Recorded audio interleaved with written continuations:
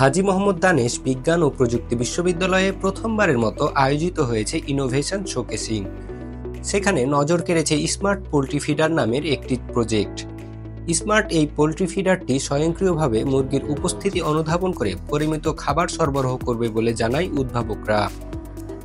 Automatic feeder, এটা হচ্ছে মুরগি বা চিকেনকে টার্গেট করে বানানো হয়েছে। এটা হচ্ছে যখন মুরগি ফিডারটার কাছাকাছি আসবে, সে শুধু সেই জায়গায় সেই সেলে হচ্ছে মুরগিটাকে খাবার দিবে। এটাতে খাবার ওয়েস্ট যেটা হয় সেটা ওয়েস্টটা কমে যাবে, খাদ্যটা ভালো থাকবে আর আমাদের খরচ কম। স্মার্ট বাংলাদেশ বিনির্মাণের একটা প্রক্রিয়া হচ্ছে বাংলাদেশের প্রত্যেকটি সেক্টরের যে আমাদের প্রচলিত পদ্ধতিতে আমরা কার্য করে থাকি সেটাকে স্মার্টলি কার্য সম্পাদন করা। তারই ধারাবাহিকতা আমাদের পোলট্রি ইন্ডাস্ট্রিতে যে পোলট্রি বা মুরগিকে খাদ্য দেওয়ার যে ব্যবস্থাপনা রয়েছে, সেই ব্যবস্থাপনার যে ম্যানুয়াল পদ্ধতি, সেই ম্যানুয়াল পদ্ধতিতে অনেক বেশি খাদ্যের অপচয় হয় এবং খাদ্যের গুণগত মান, আর্দ্রতা এবং বিভিন্ন অণুজীবাণুর জন্য আর্দ্রতা এবং খাদ্যের গুণগত মান কমে যায়।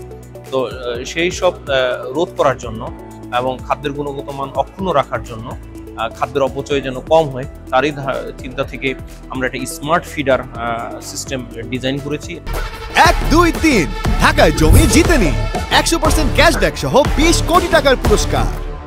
গত 8 মে নবনির্মিত ডক্টর মোহাম্মদ কুদরতে খোদা একাডেমিক ভবনের নিচতলায় আয়োজিত এই শোকেসিংয়ে বিশ্ববিদ্যালয়ের শিক্ষার্থী, শিক্ষক ও কর্মকর্তাদের উদ্ভাবনী প্রজেক্টগুলো প্রদর্শন করা হয়।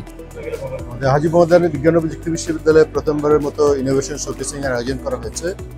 যে মূল লক্ষ্য সেটি হচ্ছে আমাদের বিশ্ববিদ্যালয়ের যারা স্টেক হোল্ডার রয়েছে, আমাদের বিশ্ববিদ্যালয়ের শিক্ষক, শিক্ষার্থী, কর্মকর্তা, কর্মচারী সহ যারা রয়েছে, তাদের যে বিভিন্ন ধরনের সেবা, সেই বিভিন্ন ধরনের সেবা উদ্ভাবনী ধারণার মাধ্যমে কীভাবে দক্ষতার সাথে, স্বচ্ছতার সাথে, দ্রুততার সাথে আমরা সেটি পৌঁছে দিতে পারি, সেটি হচ্ছে ইনোভেশন শোকেসিং এর মূল লক্ষ্য।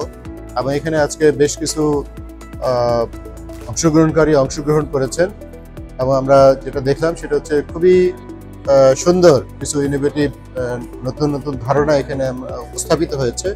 এই উপস্থাপিত ধারণাগুলির মধ্য থেকে আমরা অবশ্যই চেষ্টা করব যাতে আমরা কিছু অন্তত যেগুলি বাস্তবায়নযোগ্য সেগুলি আমরা খুব দ্রুতই বাস্তবায়ন করার চেষ্টা করব। শিক্ষক শিক্ষার্থীদের উদ্ভাবনী ধারণাগুলো বাস্তবায়নের মাধ্যমে বিশ্ববিদ্যালয়কে 2041 সালের আগে স্মার্ট ক্যাম্পাসে রূপান্তর করা সম্ভব হবে, এমনটাই প্রত্যাশা সকলের। ফাহিমুল্লাহ, RTV, হাবিবপুর।